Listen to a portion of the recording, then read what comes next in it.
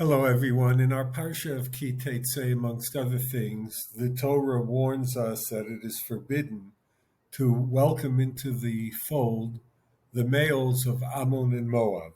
Lo yavo Ammoni u'Moavi b'kal Hashem gam dor asiri, lo yavo lahem b'kal Hashem ad olam. And the reason for this is given in the Torah itself.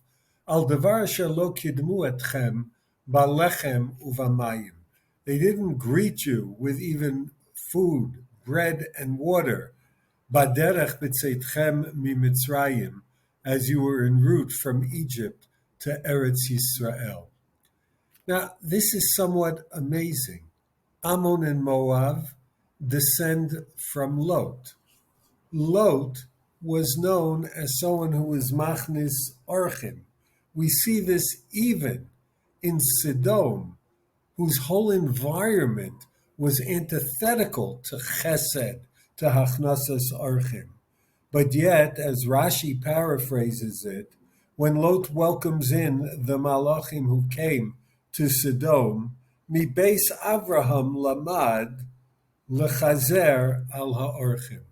This aspect of seeking opportunities of chesed is something that Lot himself had learned from his uncle Abraham.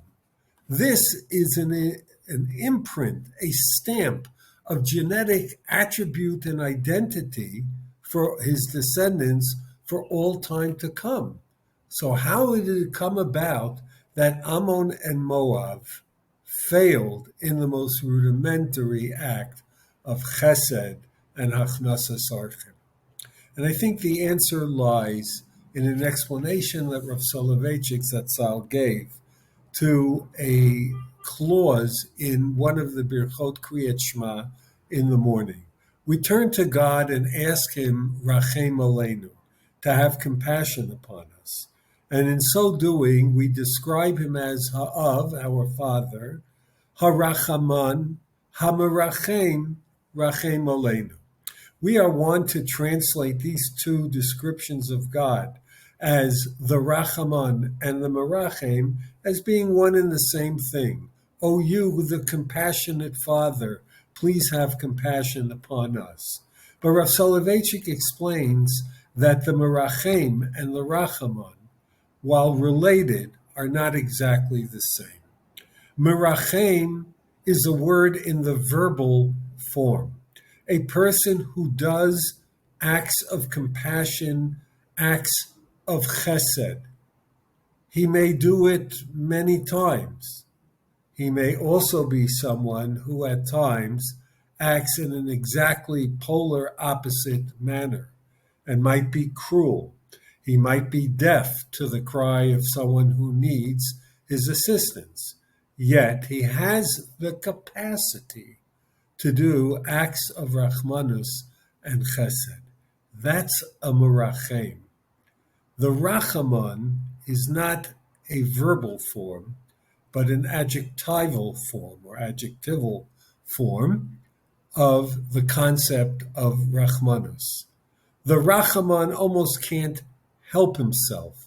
This is his whole being. This is his gestalt. This is his essence, to do acts of rachmanus and chesed. They're not one and the same. The difference between Avraham and Lot is that Avraham was the Rachaman. This was embedded deeply in his whole being. Whereas Lot, having grown up in the house of Avraham and witnessing so often acts of chesed and rachmanus, developed the capacity to act in a similar fashion. But the capacity and the essence are not one and the same. And therefore it came about that his descendants, Ammon and Moab, were able to be rather cruel and unwelcoming to relatives of theirs, Bnei Yisrael, when they needed food and drink. And Avraham would have never been capable of acting in such a fashion because he wasn't the Merachem. He was a Rachaman. He was someone that didn't just do acts of Rachmanus, That was the very fiber of his being. And therefore, it's interesting that the Sefer HaChinuch describes us, perhaps in a sense of aspiration, that we, the Jewish people, are not merachamim b'nei merachamim, but rachmanim b'nei rachmanim, people whose very being is filled with the concept of rachmanus and chesed. As we are in the month of Elul, getting ready for the Yomim Noraim, certainly this should be what we aspire to in the coming year. Shabbat Shalom.